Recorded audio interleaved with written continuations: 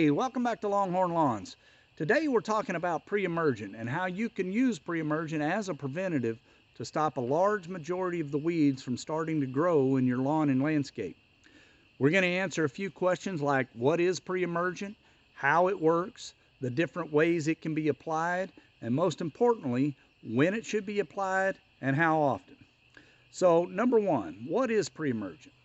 Well, if we break that down, pre means before and emerge means break through.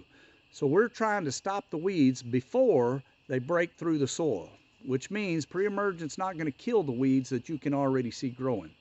Pre-emergent definitely falls into the category of an ounce of prevention is worth a pound of cure, and we've learned it's a lot easier and less expensive to stop the weeds before they start to grow as opposed to after the fact.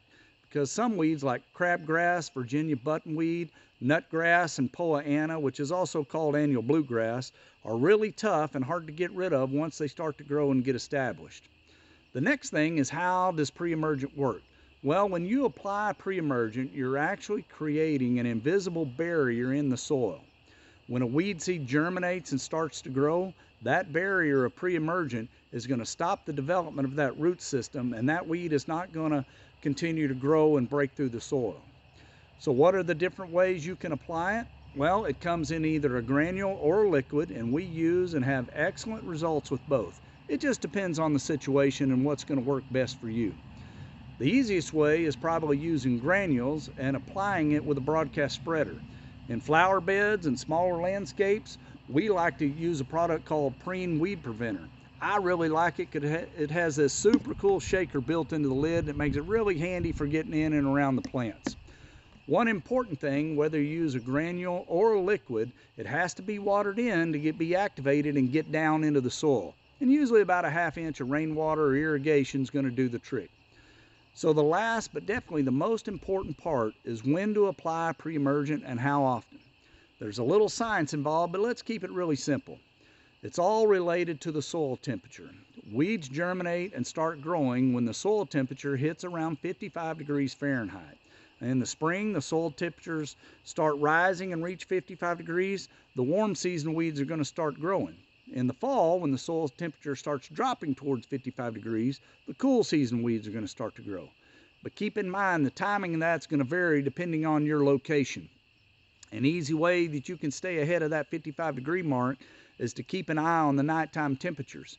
When the nighttime temperatures start rising into the low 50s in the spring or start dropping into the high 50s at night in the fall, that's a good indicator to start planning for pre-emergent. So how often should it be applied? Well, we like to make 3 applications a year. And in our area in Northeast Texas, that means our first application is sometime between January and the first week of February for spring and early summer weeds. Our second application is from mid-June to the first week of July for late summer weeds. And this application kind of acts as a bridge to keep that barrier in the ground between the fall and spring applications. Then our third application is mid-August to the 1st of September. An easy way I found to remember that is right after the first of the year, just before the 4th of July, and just before Labor Day. But again, it's about the soil temperatures, and that's going to vary depending on location. So here's a few key points we want to remember. It's very important to be ahead of the 55 degree temperature in the spring and the fall.